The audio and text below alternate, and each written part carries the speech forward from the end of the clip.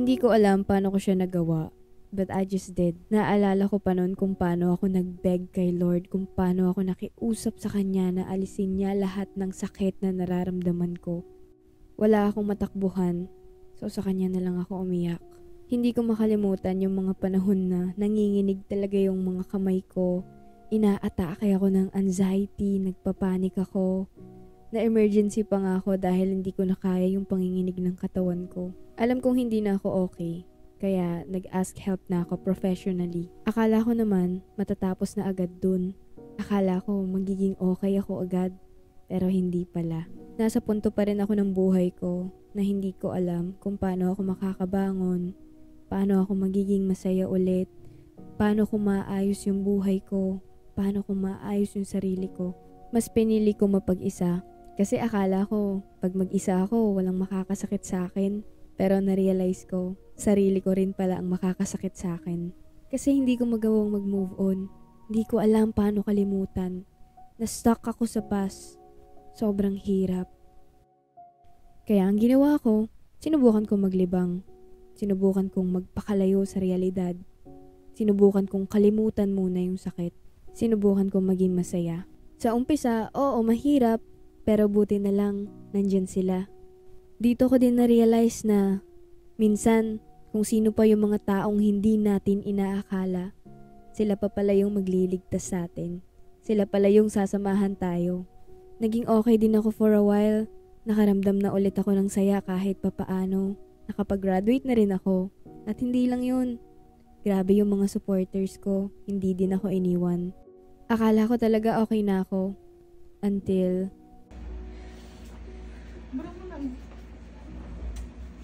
ganun pala no. Kahit takasan mo yung sakit, babalik at babalik pa rin yan. Kaya kailangan, harapin mo ng tama.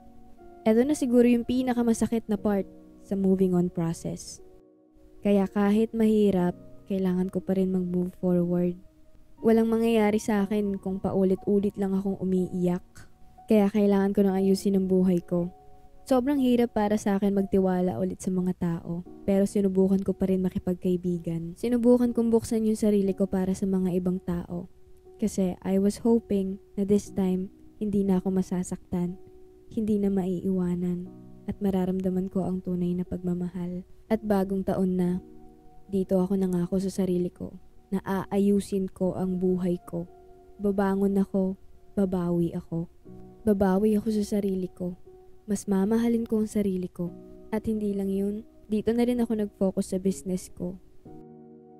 Habang tumatagal, unti-unti nang bumabalik yung energy ko. Nagagawa ko na ulit yung mga hobbies ko na paborito kong gawin dati.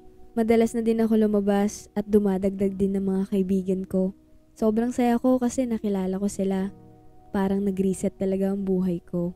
And speaking of reset, kailangan ko na din kalimutan at iwanan ang mga lugar or bagay na naaalala ko siya.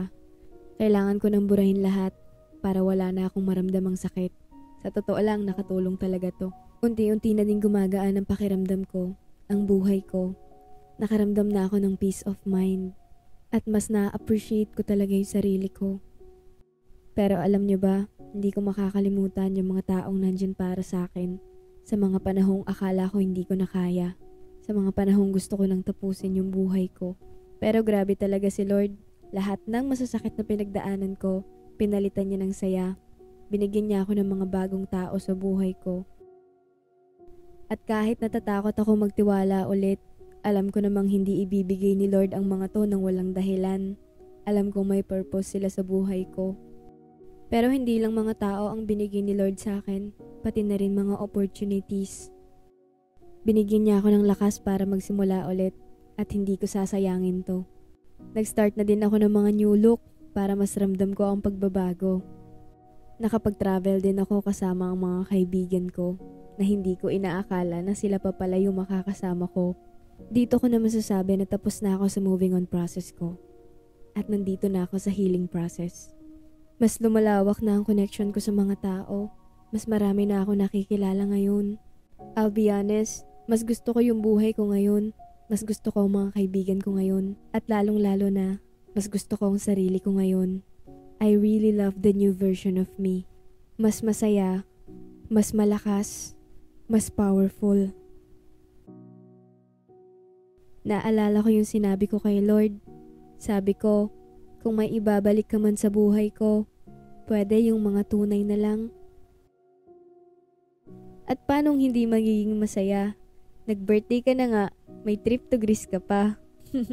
Imagine, kakaumpisa pa lang ng taon, pero grabe na yung mga blessings na binibigay sa akin ni Lord.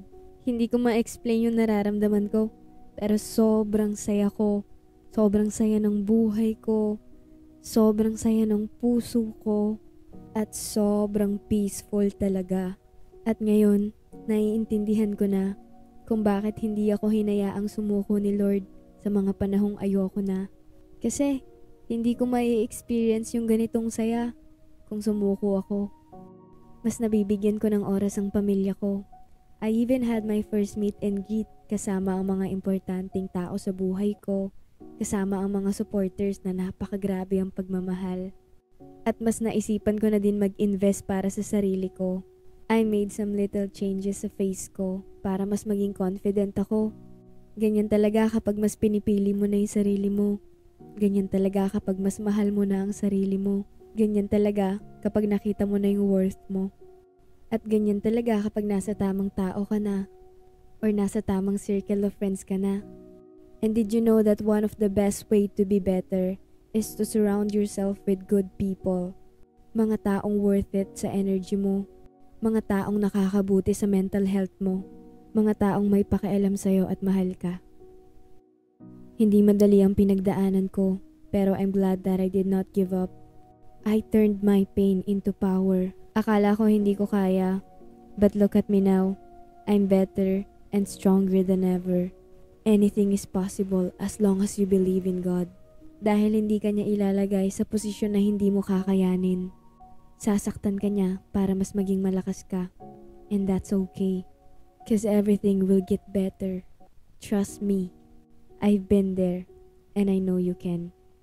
And I just wanna say thank you sa mga taong sinuportahan ako at naniwala sa kakayahan ko. At gusto kong sabihin sa inyo na isa kayo sa dahilan kung bakit mas pinili kong magpatuloy. Salamat.